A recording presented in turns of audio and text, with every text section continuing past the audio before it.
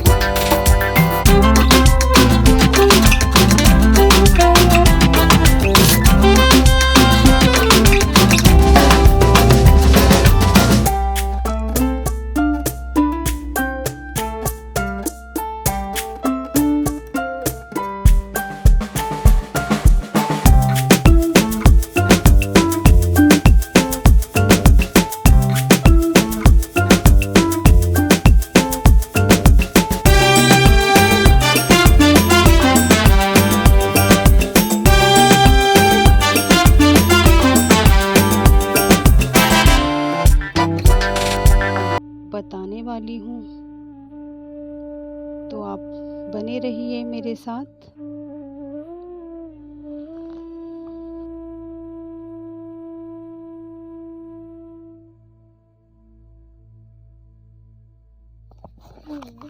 अगर आप बनारस के टूर पर जा रहे हैं तो मैं आपको बता दूं, वहाँ के क्रूज़ की सवारी का भी मज़ा ले सकते हैं।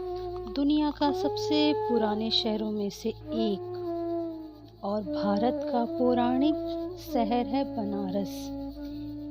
इसे काशी और बनारस के नाम से भी जाना जाता है। अगर आप यहाँ घूमने जाने की प्लानिंग कर रहे हैं तो अपने एक्टिविटी चार्ट में क्रूज़ की सवारी को भी शामिल कर लीजिए।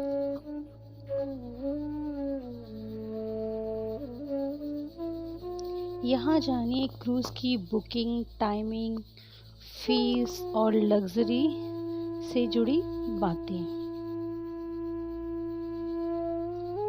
बनारस घूमने जा रहे हैं तो अपनी यात्रा में केवल घाटों की सैर, मंदिरों के दर्शन और म्यूजियम्स तक ही सीमित ना रखें। दुनिया का सबसे पुराने शहरों में से एक माना जाता है बनारस, जो दुनिया भर में अपने घाटों के लिए प्रसिद्ध है।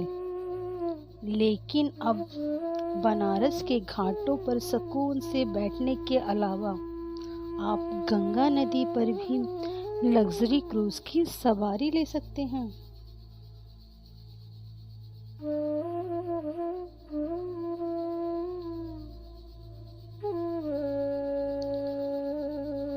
दुनिया के सबसे पुराने शहरों में से एक माना जाता है बनारस, अपने घाटों के लिए प्रसिद्ध है। लेकिन अब बनारस के घाटों पर सुकून से बैठने के अलावा आप गंगा नदी एवं लग्जरी क्रूज़ की भी सवारी ले सकते हैं। अलकनंदा, काशी लग्जरी क्रूज़ बनारसी के 80 घाट और राजघाट के बीच चलता है। यहाँ जानिए क्रूज़ की बुकिंग कैसे कर सकते हैं, अपने लिए इस क्रूज़ को और कितना किराया देना होता है। क्रूज़ की बुकिंग कैसे करें? बनारस के अलकनंदा क्रूज़ शहर का पहला लग्जरी रिवर क्रूज़ है। बुकिंग के लिए पर्यटक नाटो क्रूज़ लाइन की वेबसाइट पर जा सकते हैं। यह एक प्राइवेट सेल है जो इस लग्जरी क्रूज़ की संचालन करती है। करीब 12 किलोमीटर लंबी इस लग्जरी राइड से सुबह बनारस और गंगा आरती के शानदार दृश्यों का अनुभव करने का मौका मिलता है। तो शाम के समय आप सूर्यास्त के अद्भुत नज़ारों के साथ संध्या आरती, संगीत और गंगा आरती का भी हिस्सा बन सकते हैं।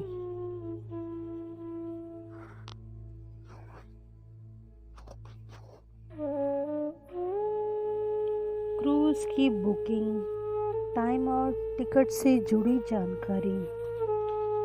अगर आप सुबह के समय क्रूज़ की सैर करना चाहते हैं तो 7 से 8:30 बजे तक इसका आनंद ले सकते हैं।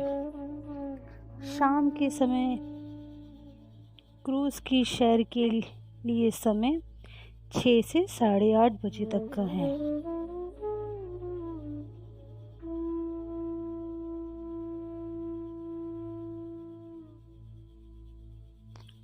बनारस के अलकनंदा क्रूज़ की खूबियाँ जो इसे वर्ल्ड क्लास क्रूज़ बनाती हैं। इस क्रूज़ में मिलने वाली सुविधा एकदम शाही हैं। इसमें सफ़र के दौरान आप इस लग्ज़री का अनुभव ले सकते हैं। यह लग्ज़री जहाज़ डबल डेकर है जिसके फ्लोर वातानुकूलित हैं और यहाँ संगीत बजता है। साथ ही बनारस के घाटों के महत्व के बारे में जानकारी दी जाती है। इस क्रूज़ पर आपके लिए टेस्टी फूड भी उपलब्ध है जिसमें केवल स्ट्रीट फूड भी मिलते हैं। क्रूज़ से दूसरे फ्लोर पर रास्ता बना है। इसकी सवारी के दौरान आप सुबह के समय बनारस में गंगा आरती के दर्शन कर सकते हैं। वहीं अगर आप शाम के समय इसकी सैर करना चाहते हैं तो ढलते सूरज का मोहक दृश्य और संध्या काल की आरती की भव्यता निहार सकते हैं। सुरक्षा के मामले में भी पूरी सावधानी बरती जाती है।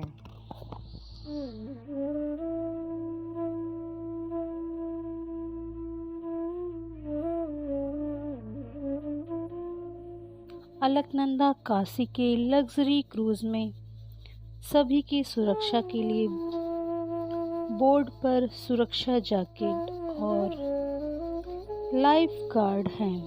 इमरजेंसी के लिए लाइफ बोट का अरेंजमेंट भी है।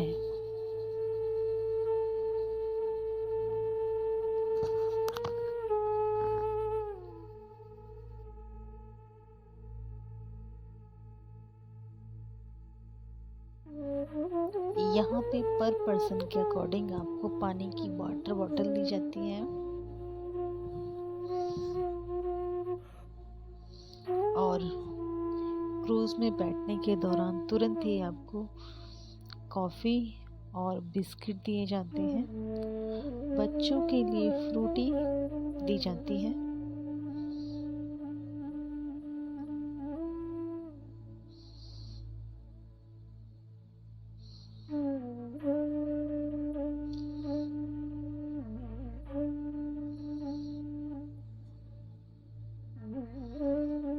और ये अलकनंदा की तरफ से वेट टिश्यू दिए जाते हैं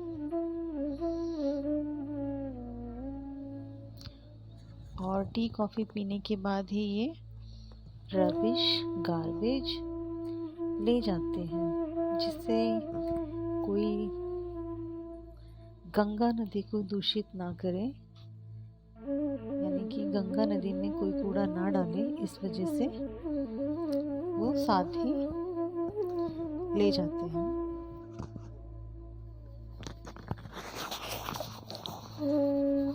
अब मैं आपको बता दूं गंगा नदी की गहराई कितनी है।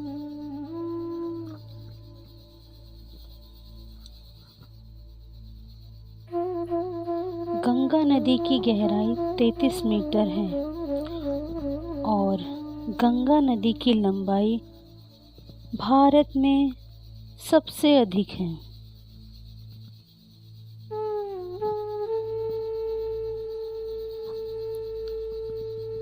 गंगा नदी तंत्र भारत में सबसे बड़ा नदी तंत्र गंगा नदी तंत्र है। भारत में सबसे बड़ा जल ग्रहण क्षेत्र गंगा नदी का है। गंगा भारत नदी और बांग्लादेश से होकर बहती है। एक मुख्य नदी है तथा उसकी अनेक सहायक नदियां मिलकर नदी तंत्र का निर्माण करती हैं। गंगा नदी का निर्माण उत्तराखंड में 2 धाराओं भागीरथी एवं अलकनंदा से मिलकर होता है।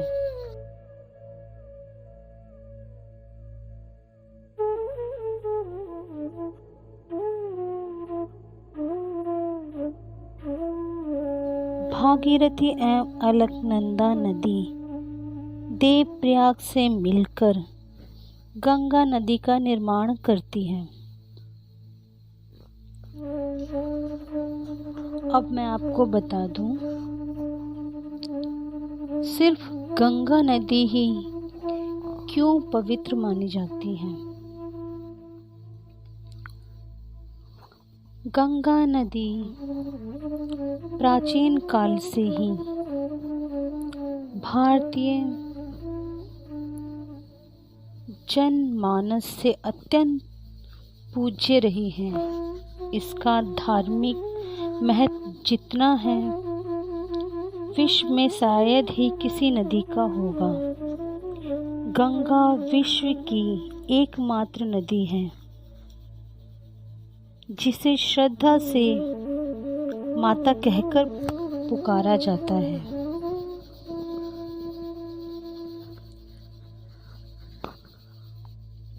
गंगा नदी कहाँ से निकलती है और गंगा जल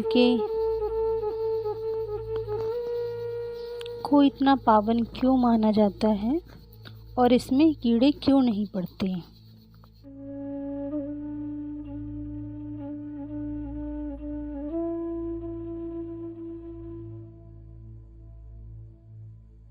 अब हम आपको बता दें किस तरह काशी विश्वनाथ ज्योतिर्लिंग की स्थापना हुई थी। पौराणिक कथाओं के अनुसार भगवान शंकर ने पार्वती जी से विवाह किया और उसके बाद कैलाश पर्वत आकर रहने लगे। पार्वती जी विवाहित होने के बाद भी अपने पिता के घर रह रही थी, जो उन्हें बिल्कुल अच्छा नहीं लग रहा था। उन्होंने एक दिन भगवान शिव से कहा कि आप मुझे अपने घर ले चलिए। आपसे विवाह होने के बाद भी मुझे अपने पिता के ही घर रहना पड़ता है। यहाँ रहना मुझे अच्छा नहीं लगता। सभी लड़कियां शादी के बाद अपने पति के घर जाती हैं, लेकिन मुझे अपने पिता के घर ही रहना पड़ रहा है।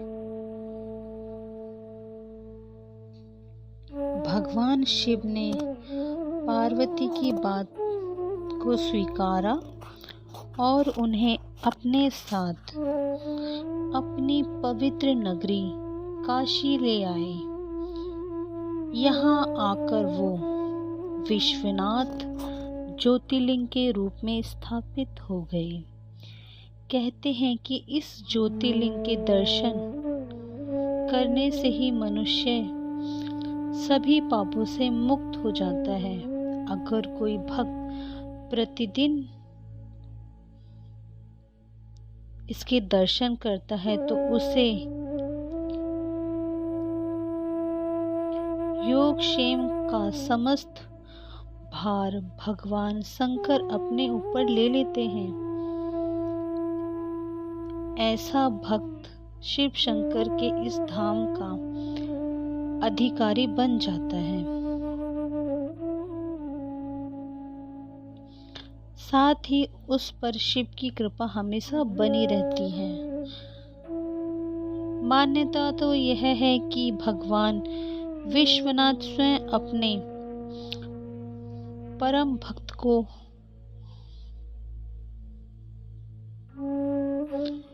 मरते समय तारक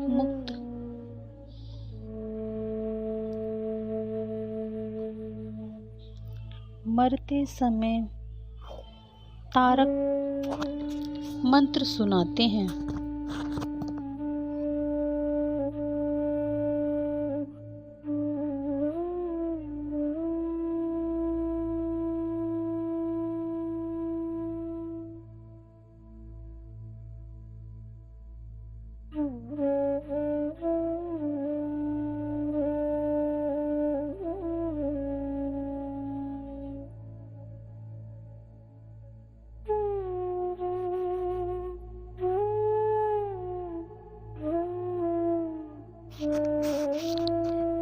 शिव की प्रिय नगरी काशी।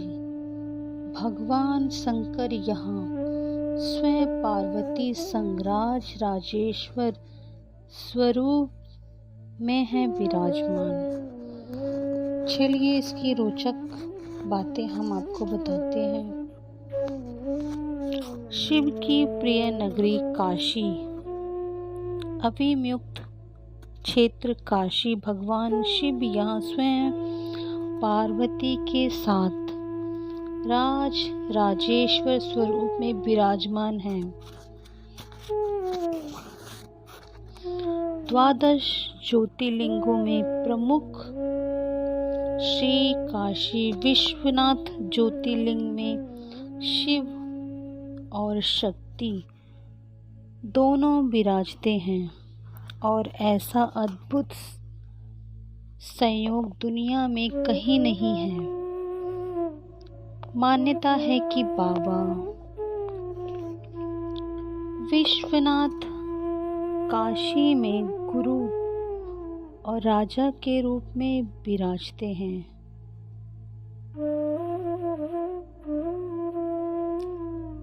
श्री काशी विश्वनाथ मंदिर न्याय के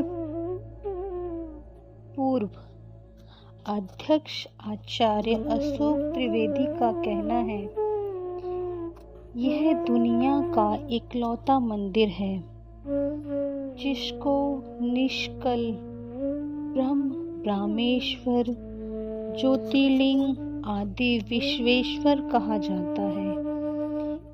इस शब्द की पुष्टि सुप्रीम कोर्ट ने भी की है। प्रदेश विधानसभा में पारित अधिनियम 83 भारत के संविधान के अंतर्गत राष्ट्रपति के हस्ताक्षर प्रमाणित है।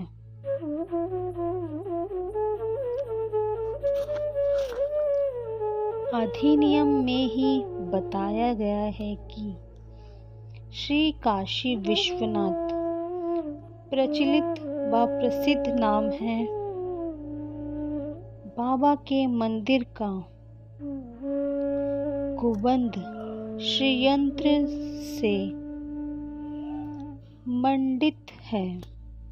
बाबा विश्वनाथ के दरबार में 4 प्रमुख द्वार हैं: शांति द्वार, कला द्वार, प्रतिष्ठा द्वार और निर्भीत द्वार। पूरी दुनिया में यह एक ऐसा स्थान है जहां शिव शक्ति का एक साथ विराजमान है और यह तंत्र द्वार भी है। सबसे खास बात यह है कि गर्भगृह में ज्योतिर्लिंग ईशान कोण में विराजमान है और मंदिर का मुख्य द्वार दक्षिण दिशा की ओर है। इसमें यहाँ प्रवेश करने वाले श्रद्धालु बाबा के अधोर रूप के दर्शन करते हैं और समस्त पापों से मुक्त हो जाता है। मान्यता है कि बाबा विश्वनाथ काशी में गुरु और राजा के रूप में विराजते हैं। दिन में वह काशी में गुरु के रूप में और रात में 9 बजे अपनी श्रृंगार आरती के बाद राजेश्वर में भ्रमण करते हैं। यही वजह है कि यहाँ शिव को राजेश्वर भी कहा जाता है।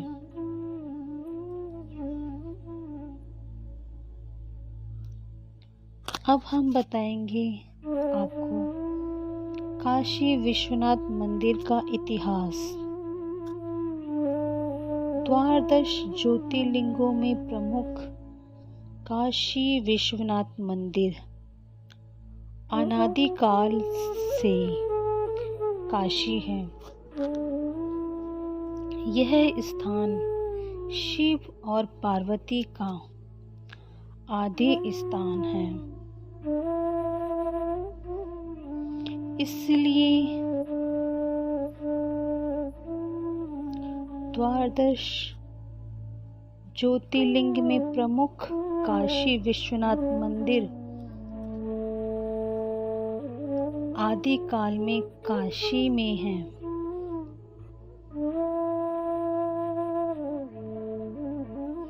यह स्थान शिव और पार्वती आदि का स्थान है, इसलिए आदि लिंग के रूप में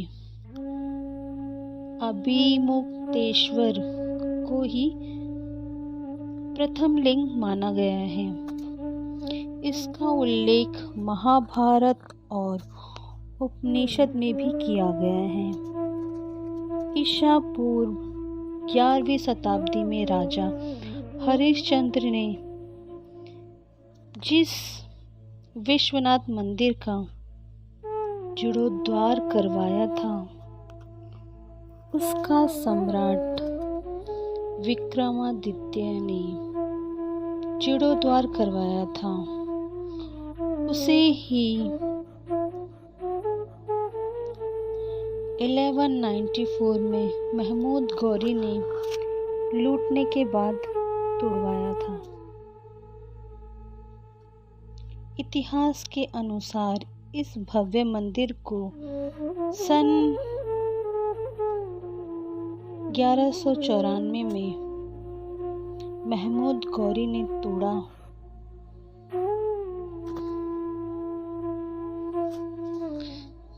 द्वारा तोड़ा गया था। इसे फिर से बनाया गया, लेकिन इस बार फिर से इसे सन 1447 में जौनपुर के सुल्तान महमूद शाह द्वारा तोड़ दिया गया। पुनः सन 1585 ईस्वी में राजा टोडरमल की सहायता से पुनः नारायण भट्ट द्वारा इस स्थान पर फिर से एक भव्य मंदिर का निर्माण किया गया।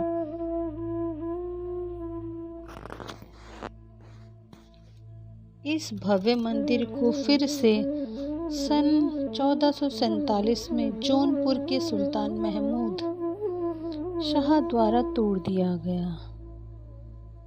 पुनः सन 1585